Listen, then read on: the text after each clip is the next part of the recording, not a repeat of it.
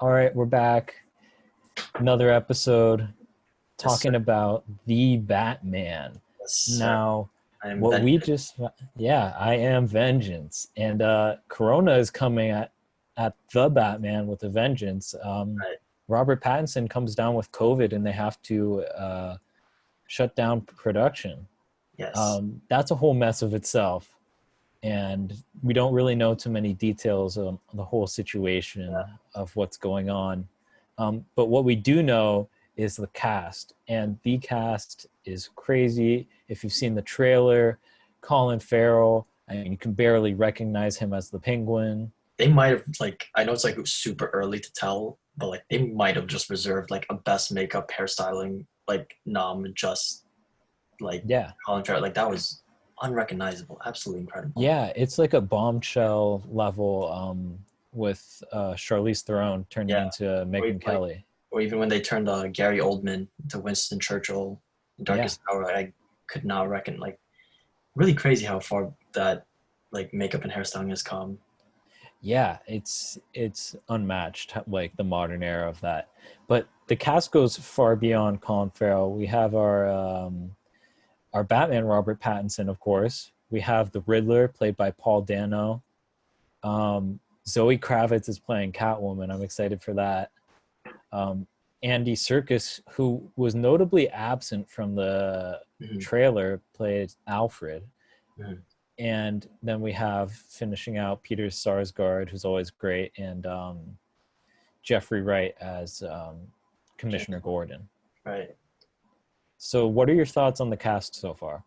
I like first off, I remember when the film was still casting, I was eagerly anticipating oh, which character are they gonna use, because the Batman mythos is just so large. And I'm well, one, I was intrigued by the actors who I didn't really know, but I was also really glad once I saw familiar names, because I thought to myself they could do so well in this. Let's see, starting with Colin Farrell. I thought he was a very I thought he was a very interesting choice for Penguin, because I remember they announced Colin Farrell and Andy Serkis as Alfred at the same time, and there were a lot of people who thought they should have been switched, Hmm. because they thought and I personally, I thought at first, I was kind of one of them, because I was like, Serkis is such a great actor, and I was like, Alfred is generally a small role, but honestly, as time has gone on and hearing about the direction they're going with the film, I think, and from the trailer, I think Serkis is going to be a great Alfred. I think he's always consistently great. And Farrell as Penguin, because director Matt Reeves was saying during the DC fandom convention that Penguin isn't the big gangster he is. He's right now he's just a thug. And I thought that idea of and apparently they the other thugs call him Penguin, but he hates the name, which I thought was an interesting thing. They did that in the Gotham TV show as well. And so I think the idea of the trajectory of that character, and with someone as underrated as Colin Farrell playing him, I think that was really exciting. That's the whole thing with this whole cast, is that they're really talented, really underrated, but they're really underrated. Nobody knows Paul Dano, even though he's an amazing actor. Yeah, And nobody really knows nobody really even knew Robert Pattinson was still doing things until he was casted as the Batman, and even then, people still remembered him as Twilight, as the guy from Twilight. So this is just a lot of just art house, under the radar actors are just appearing as these characters. Jeffrey Wright as James Gordon, I think, is great. Paul Dano as the Riddler, I'm very excited to see. I think the vibe they're going for the Riddler as a serial killer is is it's not traditional Riddler, but I'm okay with it. It's the Zodiac killer in a way, so I like that vibe. that's what I love about that. Yeah. Just to sorry to interrupt, but Oh, you're good. Paul Dano, if you've seen Prisoners, I Mm-hmm. will never stop talking about how good he is in that film. He is he portrays um, someone being terrified, yet also being like a terrifying character in this weird sense that kind of this person who's lost their Yeah. mind. Mm-hmm. Um, that bringing this kind of serial killer, the Riddler, Mm-hmm. I'm like, you couldn't cast someone more perfect for that role. Right. Um, than that. And I love that through the trailer you get that as how the story's going to be told. It's going to be Batman solving a murder mystery. Hmm. And that's one of the things that you don't really see even in the Dark Knight trilogy with Nolan. It's kind of minimal. Yeah. The Batman is the world's best detective, and he is taking clue after clue, solving this mystery.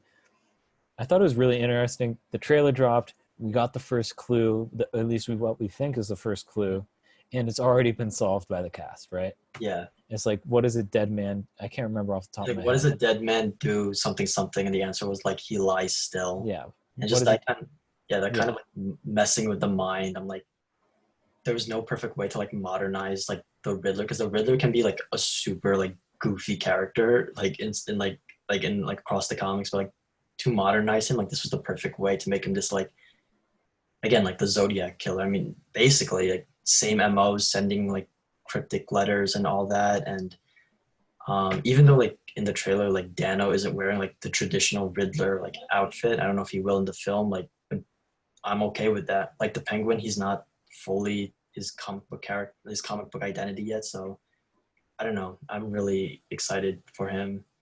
And then you got Zoe Kravitz as Catwoman, Robert Pattinson as Batman. Like, I don't know. Like we were saying in the previous episode that Pattinson has always been his greatest strength in building his resume has been he's so specific in his choices. And so the fact that he chose to return to like basically his biggest blockbuster thing since the like not controversial, just infamous Twilight series, I trust that the script's great. I trust like he just saw something saw a chance to do something with the character.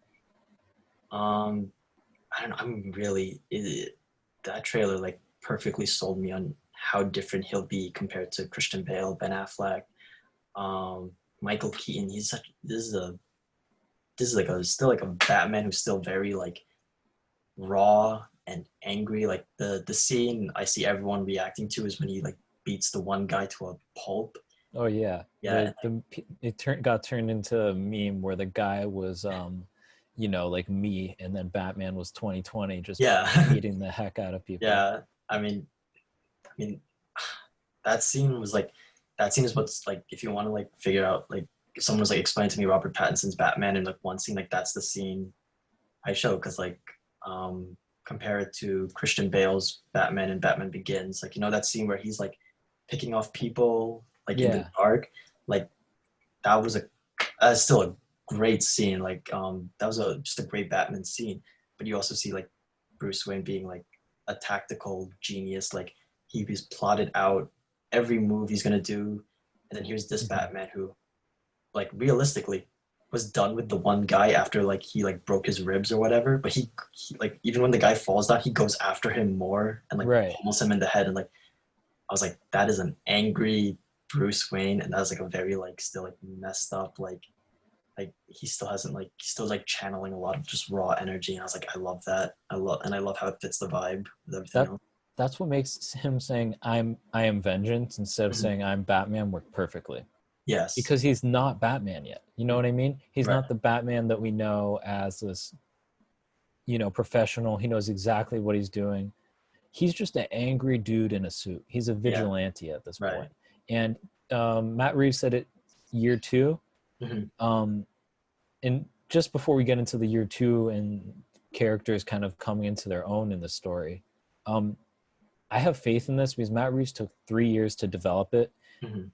And write the script. That's almost unheard of for movies of Yeah. such big budgets to take that long, because they just want to start making money. So I have faith that he put a ton of effort into the script and it's going to be really sharp. Mhm. But circling back to the Batman in year 2, he's just figuring stuff out. He's Right. still figuring out like, who am I going to be? How am I going to work as a vigilante? What are my effects going to be upon the city of Gotham? Yeah.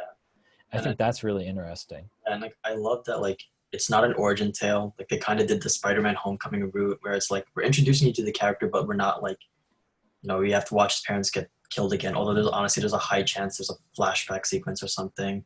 Yeah, I hope But not. but yeah, just this idea of like this Batman who's still figuring things out. Like I remember again to compare it to Christian Bale's Batman, which is an incredible series. I still love that first movie, but even like I remember as he was like setting up his suit, he was still talking to Alfred. He's like, I want to be like something more than just a man. I want to be like a symbol. Like he knew exactly what he was going for, and then I don't think, at least the vibe I got was like Robert Pattinson's Batman could care less about being a symbol. At least at this point in time, he's just a guy with so much like pent up energy, like energy and emotion, and he's just using it as like a he's using Batman more as a way to get it out.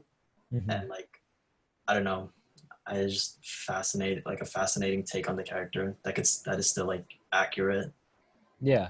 Just So to quickly finish this up, mhm, we know we talked about the Penguin. He's right, also figuring stuff out. mhm, Catwoman, we're not quite sure, but we got the vibe that she's trying to figure stuff out yeah, with who she is. mhm, Um, I think that's really interesting. And Gotham PD, which is a show they recently right, announced, will be, I believe it's starring Jeffrey Wright, something like that. and will show the corruption that's kind of gotten into Yeah. Gotham's police department.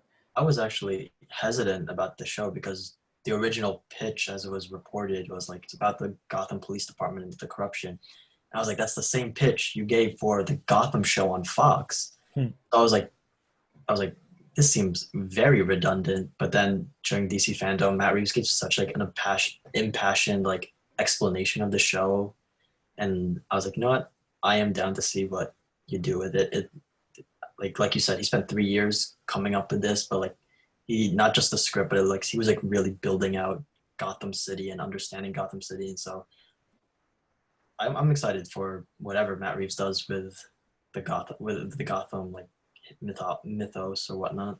Yeah, and I don't know if he announced it, um, but there are rumors that Zoe Kravitz plays a large role in that, Mm-hmm. or that she may be getting her own series. I'm not sure. That's not confirmed by any means, but there Mm-hmm. are rumors going around about that. Yeah, I understand. But that wasn't the only thing that came out of DC fandom. Right, We also got a behind the scenes look at the Suicide Squad, and a which is confirmation of who's playing who. right. We have it being directed by James Gunn, who also wrote it. Mm-hmm. Um, the cast is stacked. This cast is ridiculous. This is so. I can't imagine any of these people like interacting in another film prior to like James Gunn announcing they'd be interacting in this film. Right. You have Margot Robbie, Taika Waititi, Joel Kinnaman. You have Idris Elba. You have Pete Davidson, Jai Courtney, Nathan Fillion, Sean Gunn, John John Cena, Cena. and oh, don't forget Viola Davis and Michael Rooker Mm-hmm. to kind of round out the cast. That's a pretty crazy cast, and that's not even all of it. Right. What did you think of the behind the scenes, and what do you think of what James Gunn said about the film? I think well, one, and like he said these comments like a few times before, but I've always found his comments when he's like, "This was like the best filmmaking experience I've ever had." To be like just the funniest thing, just because like Guardians of the Galaxy is like the biggest film of his career thus far, and it's like it was like one of my favorite like comic book films. So just for him, I don't know. I remember during just DC fandom, there were comments being like, "I wonder what like Chris Pratt is thinking like watching this right now." But he seems very like passionate about his vision for the film, and um like I as someone who like was campaigning for the Snyder cut, like a filmmaker's vision should never be like impeded, and like it's nice to see Warner Brothers appearing to like give their DC filmmakers more like leeway. And I think James Gunn just I think James Gunn just has a very passionate about this film. I'm excited to see like his passion for it made me even more excited just the way he was talking it up. Um, I don't know, and I love the one description in the behind the scenes video about how it was like a 1970s like war film, and like it's surrounded in this like tropical area, like completely separated from David Ayer's 2016 film where they were like it was in the city. It was like more like sort of like a post-apocalyptic type story with like enchantresses, the whole enchantress stuff. Right. But this one I feel like is couldn't. I don't know. I just love the idea of that. Like just looking at all the future comic book films from like we'll be talking about the Flash in just a second. There's gonna be a whole lot of like physics bending over there. You have the dark like gritty stuff with Batman, and then you just have this like all out like action epic with what appears to be the Suicide Squad, and again anchored by this crazy cast. And I love how James Gunn casted these people in what looks to be like all of DC Comics is like DC lister villains. Hmm. Like even as big of a DC fan as I am, I had no idea who some of these people were. I was like, he really scraped like the bottom of the barrel for some of these people, and I was like, that's gonna be awesome. Yeah. To talk about some of the highlights from the footage they showed, Mhm. John Cena as the Peacemaker looks amazing. I I love how and yeah, I was just gonna use them to like jump off like all of the costume designs. So many of them look like unapologetically ridiculous, but Right. it works. And I'm like, Yeah. they're just like comic book accurate. They're like he is embracing the ridiculousness of it, and like like John Cena as the Peacemaker. Like what a what a casting. Like how much do you like know about like what the character is like his like what the character's like? I got to be honest, I know nothing more than what was in that footage and what he Oh talked about it being like a douchey Captain America. yeah, Like because that's, but I read that, or he says that, and I look at him performing in the little scenes, and I'm like, 100% see that. yeah, it's like the thing with like Peacemaker specifically is like he believes in peace so much that he's willing to do anything to achieve it, even if it means like blowing stuff up. And I'm like, that's such a ridiculous thing. And like Right. I love that he put it in there, and I love that he casted like the legend John Cena as it. That's gonna be so much fun.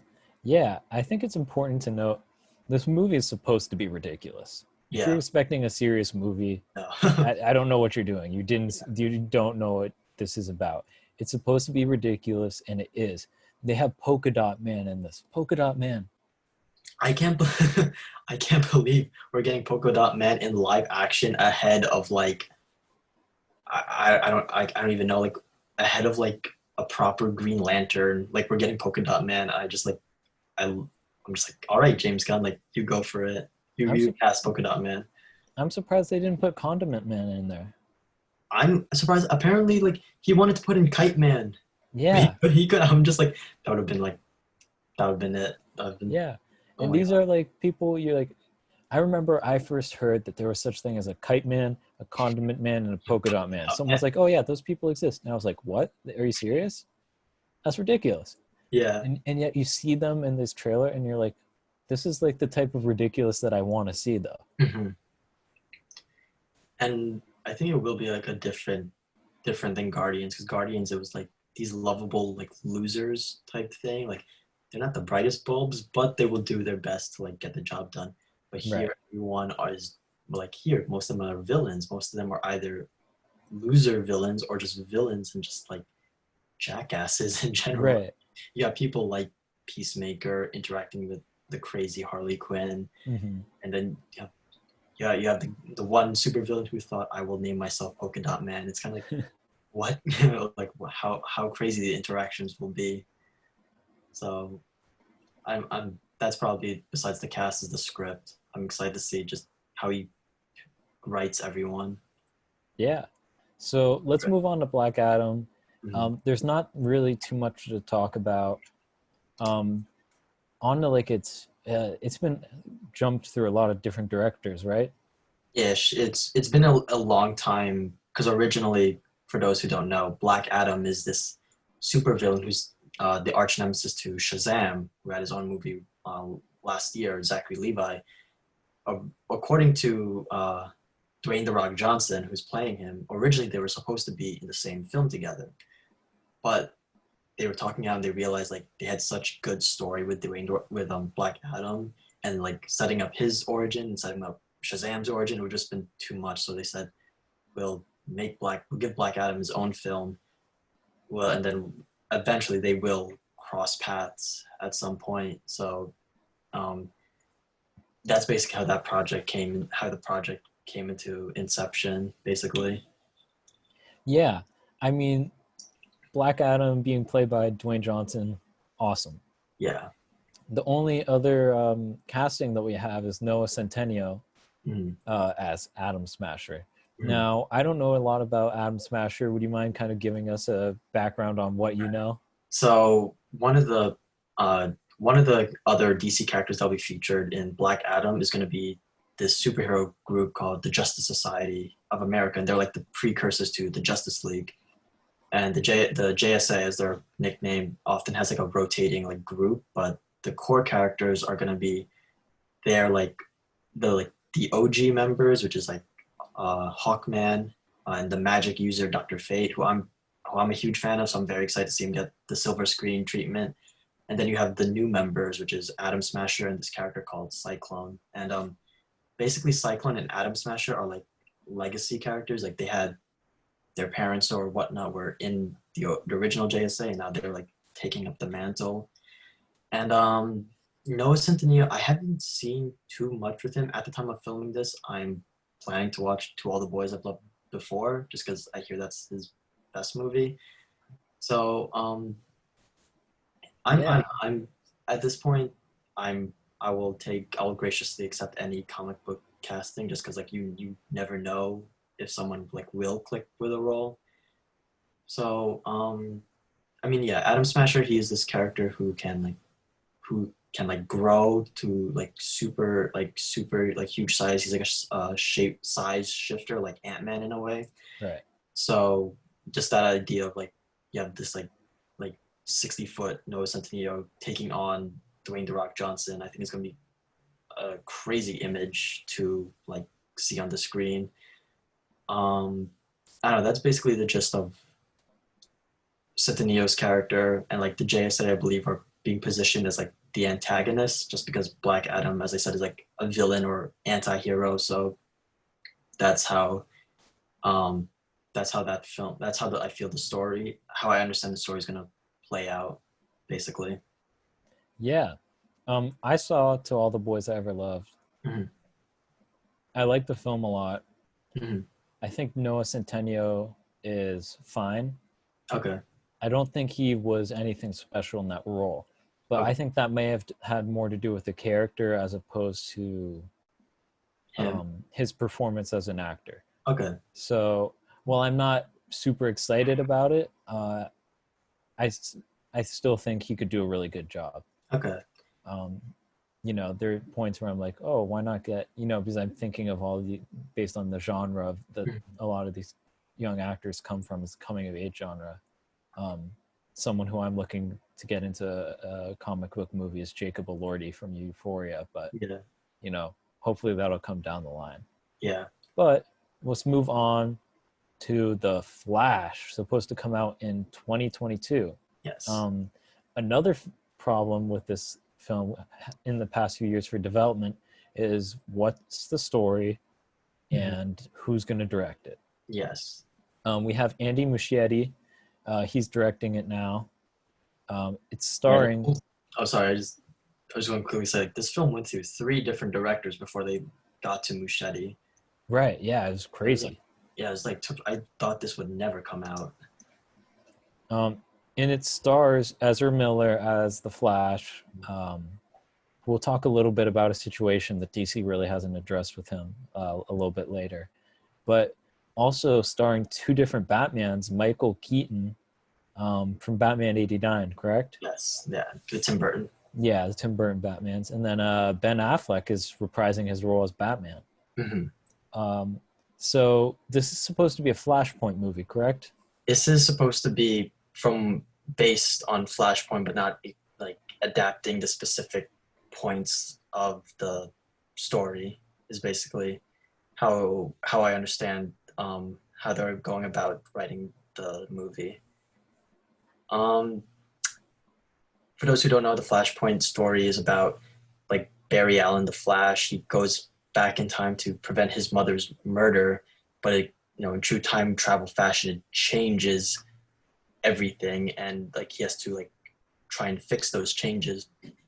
Like I said, I don't think they will adapt like the exact specifics because the Flashpoint storyline involves like alternate versions of like Wonder Woman and Aquaman, and I think that'd be like too chaotic for the film.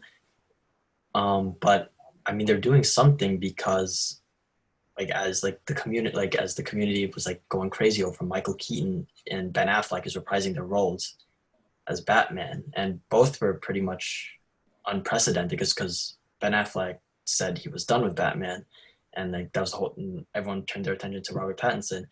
So the fact that he came back to the role is really, really great. I'm so excited he felt that he was okay enough to come back to it, and the fact that Michael Keaton coming back as Batman is like honestly like a game changing like thing I feel for how like DC and how like the whole comic book genre can go about from here. Just because um I don't know if you particularly follow or for anyone who's watching like follows the CW DC shows, but most recently they had a whole crossover called Crisis on Infinite Earths where they showed that every single DC film and television show exists in the same multiverse. And so that idea was crazy to like begin with. I don't know if you've seen it, but there's a scene where Grant Gustin's Flash from the CW show meets Ezra Miller's Flash, Right. Yeah. and like people like I went wild because we just didn't think just between like copyright and like actors times we didn't think such a thing was possible. But no, we saw Grant Gustin interacting with Ezra Miller. We saw Tyler Hoechlin's Superman interacting with Brandon Routh's Superman from Superman Returns, and it was like a crazy thing. And it looks like now with this movie they're taking advantage that like, oh yeah, we have all these movies from the past, this whole history, and like we can still like make use of it. So I don't know, exciting stuff with Michael Keaton. Yeah, definitely. So we're going to move on to one that I'm really excited about, The Falcon and the Winter Soldier. The MCU's first TV show. They recently started production back up, I know, in Atlanta, I believe. Mm-hmm. We saw a post from Sebastian Stan confirming that. I'm really excited about this. Now, nothing has really come out. The trail, they did a little teaser trailer for it. It didn't really show anything, Mm-hmm. except for Anthony Mackie now as Captain America. Falcon / Captain America, throwing the shield, which was really cool. I was like, oh, I'm ready for this. Daniel Bruhl is reprising his role as Zemo. Mm-hmm. And of course, we have Sebastian Stan. We have a new version of Captain America, right? Yes. It's kind of being shown. Wyatt Russell. Wyatt Russell, right? Yeah, his comic book name is U.S. Agent. I don't know if they'll adapt that name, but yeah, that's. Oh, and then Emily Van Camp as Sharon Carter. Oh, that's correct. Featured in the show. Yeah. We don't know too much about this. Don't know really who's directing it, but everything I've read about this, I've heard the production went really smoothly until the coronavirus hit, but they were almost done with filming then. Right. So I think I have a lot of faith that they'll be able to get this done. Yeah. And at least have a good product. I think carrying the mantle into the new era of the MCU. I really like Anthony Mackie as an actor. Mm-hmm. And I think seeing him trying to take the role of Captain America is a really interesting opportunity. Especially, go ahead.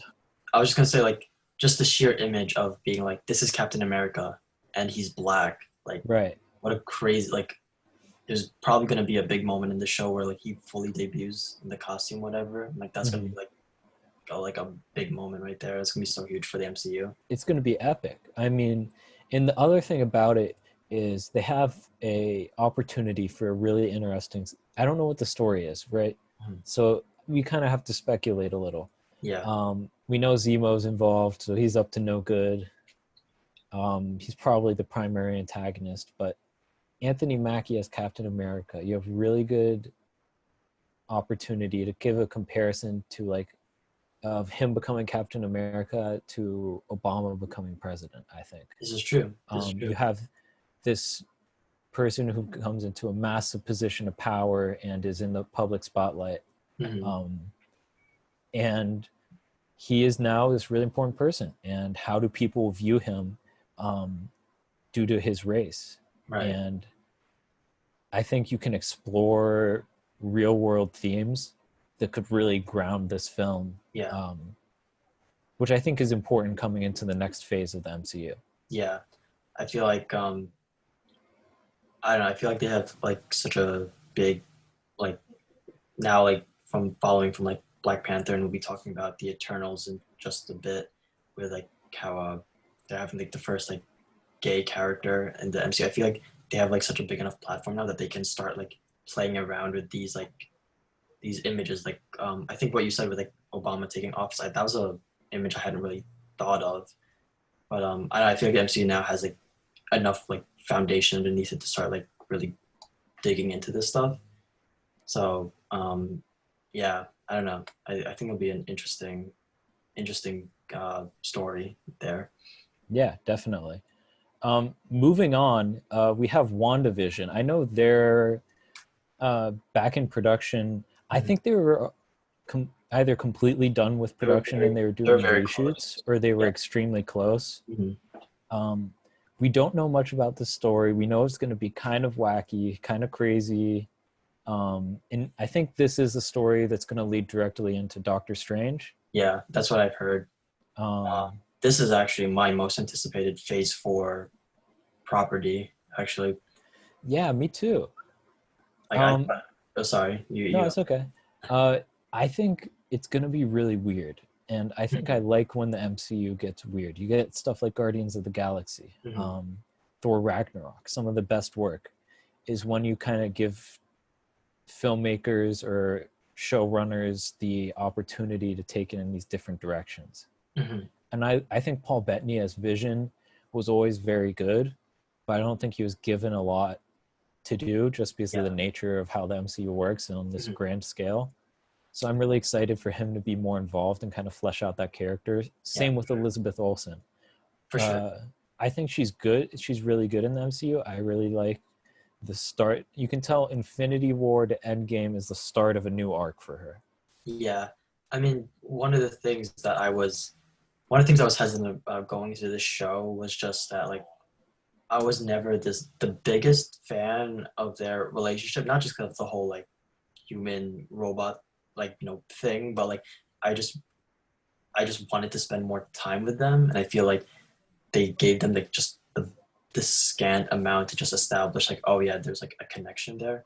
So I'm Right. excited to see them like just build on these characters, and like you said, this show looks to be like super weird. I wasn't even really thinking of like Guardians of the Galaxy like when I think about the show. Marvel has another show, an X-Men show called Legion. I don't know if you've heard Right. about that. Yeah. That show is bonkers. I feel like I'm on a drug trip every time I like watch an episode. It's like so like just bizarre, and I hope that like if WandaVision can like follow, because like the thing with Legion is that like reality is just reality is just like you can don't know what's real, you don't know what's not, and I feel like Right. if they follow in Legion's footsteps, then we can have like this utterly like crazy like unpredictable show.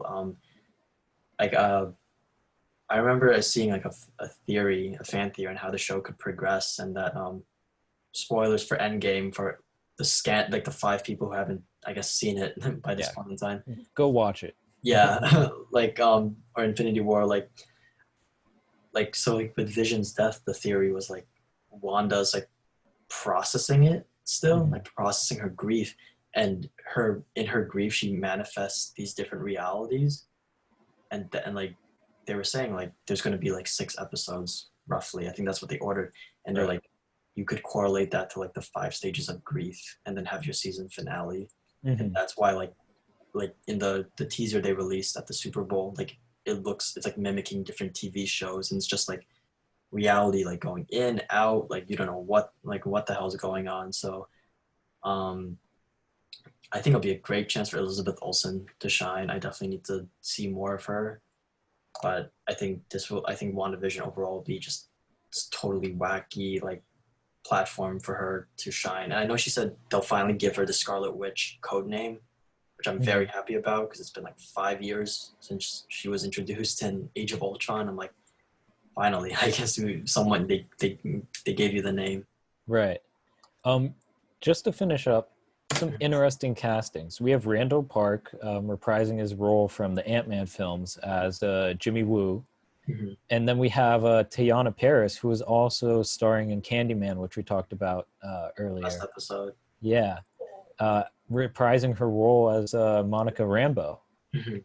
And these are all interesting castings. Do you think that they give us a idea of where this is going, or do you think it's just kind of they feel so random in connection to everything else that's going on that it's I kind of a toss up where everything's going to land? I think it's a reflection of the probably like reality manipulating that could be going on in the show. Just it's like I'm not sure why, like just because I don't think Wanda's met any of these people, but I Mm-hmm. feel like in a way just like kind of works. It's like, oh yeah, of course, the FBI agent that was like watching over Ant-Man just like shows up. Like it's just like these different parts of like the MCU that maybe she's seen on TV or heard about. They're feeding into her, like she's populating her daydream or not daydream, but like she's just pulling from various stuff to like populate her reality, and so that's Right. why just random like people are just like showing up out of nowhere. It gives the whole production a chaotic energy vibe, which I like. Yeah. I think it'll I, be really different. I'm definitely really excited. I'm Mhm. excited because it's going to be so different and because we Yeah. don't know what it's about. I think movies, when you go in kind of blind, Hmm. I think those are the most entertaining because they're the most surprising. Yeah, for sure. All right, so we're going to move on to the Eternals. Hmm. Now, this movie looks epic by every definition of the word. I mean, um, Chloe Zhao is directing the film. Um, Indie director, yeah, and she made her big debut here, or big blockbuster debut. yeah, definitely. And the stars of this film as well: Angelina Jolie, Salma Hayek, Richard Madden, Barry Keoghan, Gemma Chan, Kit Harington, Kamal Nanjiani, Don Lee, Brian Tyree Henry. I mean, that's a crazy cast. Hmm. That's so many stars for a movie. Right. Kind Um, of crazy. Like once you like you see this, and then you see like the Suicide Squad, and you're like, man, like people were really able to like just assemble all these people together and get them to interact with each other. I'm like, that's incredible. yeah, and this is supposed to be a pretty crazy story that kind of spans thousands of years. The Eternals, who are a race of immortal beings who lived on Earth and are kind of like the people who shaped civilization. Yeah. Um, it's a really interesting start to a story Hmm. with an amazing cast. The director talks about how she had complete creative freedom on this film, which is something that really excites me. I Yes. think Kevin Feige early on in the MCU, some of the films struggled because they were kind of um, told to play within a really strict box. Format. Yeah. Box. Um, but as the MCU's gone on, he's kind of let, he still has, you have to get from point A to point B, Right. but he no longer has um, that thing where he just tells people, this is how you're going to get there. Yeah. He lets people figure that stuff out for their own. And you get films like Guardians of the Galaxy, you get films like Thor Ragnarok, and you just get overall better creativity out of your filmmakers, which means there's more invested, which means the Yeah. stories are better. Well, that's what I remember. Like I like I saw like the post that like Eternals was going to be part of Phase 4, and for a while I was like, this is such a strange choice, but it's also a strange choice for me because I know like 0% about anything about this property. But then Yeah, I remembered that like I was the same way about Guardians of the Galaxy, and Guardians of the Galaxy is like my number one favorite like MCU film. So I'm like, I trust when similar to what James Gunn is doing in the Suicide Squad, like sometimes when you scrape the bottom of the barrel, not that I'm calling the Eternals like bottom of the barrel like heroes, but like when you go for the unknowns, like you like you always have a chance to like do something like crazy and like awesome. And I think that's right. why I'm really excited for it, just because it's like I don't know anything, so I can't predict anything. I have no Yeah, precedents, reservations. Like I'm just going into it.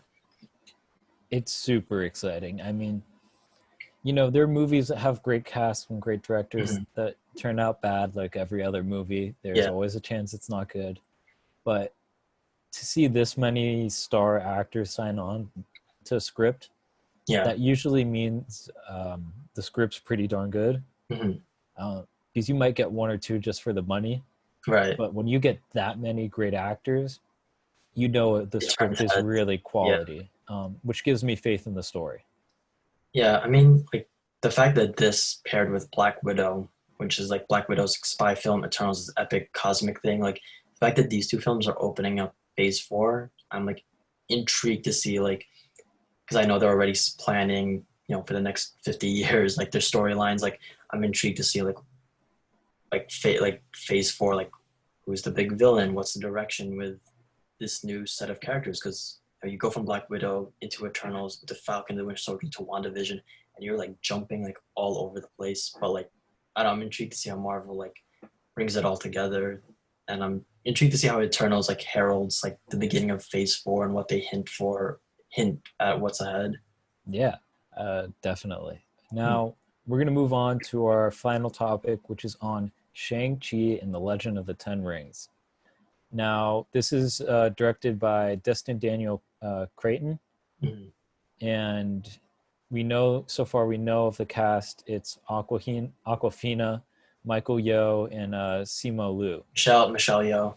Oh yeah, oh yeah, true. I almost forgot about her. Right. Um. Oh, and we have Tony Leung as the Mandarin, I believe. Yes. Uh, Now, what are your thoughts on both the cast and the director? Well, I have not seen anything about from the director, but two of his most popular films, Short Term 12 with Brie Larson and then Just Mercy with Michael B. Jordan, I hear are like incredible and again both indie films. So it's really interesting just to see Marvel like pulling these like indie like talents and not like going for big names in terms of directing. So I'm intrigued to see what Cretton does with the film. For the cast, I haven't seen anyone except Aquafina and Michelle Yeoh, who Mm-hmm. those two are very good at what they do. And I feel like with like Simu Liu, I believe, Yeah. and Tony, how do you pronounce Tony's last name? Luang, I believe. Ben? Okay. I might be pronouncing it wrong. Yeah. Just disclaimer. I'm Yeah. sorry. But I feel like they could be going for like I don't know. I remember like uh, George Lucas casted Mark Hamill. No one knew who he was, but then he did a great job as Luke Skywalker. So I feel there could be similar energy like repeating here. Yeah. And I don't know. Like I am excited. What can I say? It's the first like Asian superhero, and like I knew who like Black Panther was before the Black Panther movie. I don't know. Shang-Chi is when they announced the movie was the first time I even heard about the character. So again, like Eternals, I'm going completely like blind, no reservations, and it's the first Asian character. So I mean, I'm very interested to see what they do and how they go from what they do with the property. Yeah, definitely. I think this movie will be culturally important Mhm. in a similar way to the way Black Panther was. Yeah. Um, but speaking to the movie itself and the cast, Aquafina, you may have seen her in Crazy Rich Asians. She's hilarious. I know she was big on YouTube, but Mhm. if you see her in The Farewell, she Right. is a fantastic dramatic actor. Um, and she definitely has the talents to um, whatever role she has in this movie, which isn't clear, But yeah, to wonderful. really lead and be a great actress and kind of provide that uh, drama and just she's just a great actor. I don't know how else to really put it. It's hard when you don't know their characters. Yeah. Simo Liu, we don't know much about him. He's like I emerging actor. Yeah, yeah. So that's kind of unknown. I have faith in Marvel with casting. Mhm. Um, they've really only messed up with maybe Edward Norton, um, but that was for reasons other than his acting. That was more behind the scenes issues. Right. But I'm really excited, and I'm really excited about the director because it's the director of Short Term 12 and Just Mercy, Yeah. and both of those films are amazing films. Short Term 12, Brie Larson, Rami Malek. I believe Lakeith Stanfield is also in that film. All fantastic performances, fantastic direction, and it's a tight story. There's no kind of, it doesn't slow down. It keeps going, well paced, which is important for Marvel films. Pacing is one of the big things that they need and look for. And then Just Mercy is another really great film. Michael B. Jordan, Jamie Foxx, and I just have a lot of faith in Destin Creighton that he'll make a great film. And I think with the help of Kevin Feige, massive budget, massive sets, and a good story. I mean, you have the Real Mandarin. The Real Mandarin's a big Marvel character. I think it'll be a really good story, and I think it'll be interesting how it branches out into the rest of the MCU, at least on the level of what's happening on Earth, as opposed to. I'm just like intrigued for like the vibe, like again, like WandaVision, you have like reality, like manipulating. You have cosmic with Eternals, spy with Black Widow and Falcon, and then here like they're really going for like a kung fu Bruce Lee vibe, which I trust Marvel not to like stereotype. I think they're like as we saw with Black Panther, like they're much more like aware than to do such a thing. But I just think like with that vibe, I think it would be such a cool thing, like very like Bruce Lee, Jackie Chan, like it'll be, if they, as long as they treat it right and they do it in a smart way, I think it'll be like honoring like all like honoring like that like genre and the like, because that was such a, was the main like Asian actor genre like in the beginning, and now I think it'll be really cool stuff. Yeah, and I think it's really important looking back at all these Marvel movies and even the DC movies too. The way you keep comic book movies fresh is by changing genres that they're in. Right. These comic book movies, it's kind of a term we use, but it's not a genre. Yeah. You have all these different genres of film, which you start exploring, and that creates, it keeps the movies fresh, and it kind of stops them from being repetitive. Yeah, for sure. And I think both DC and Marvel really know what they're doing moving forward and really know how to push the genre forward in a really good direction. Right. So with that, that'll end our episode. I want to say thank you to everyone who listened. We really appreciate it. And the one thing I don't like to say, because it's way too awkward to say, but don't forget to like and subscribe. We appreciate all the love. All right. We'll see you next episode. Bye. All right. Peace out.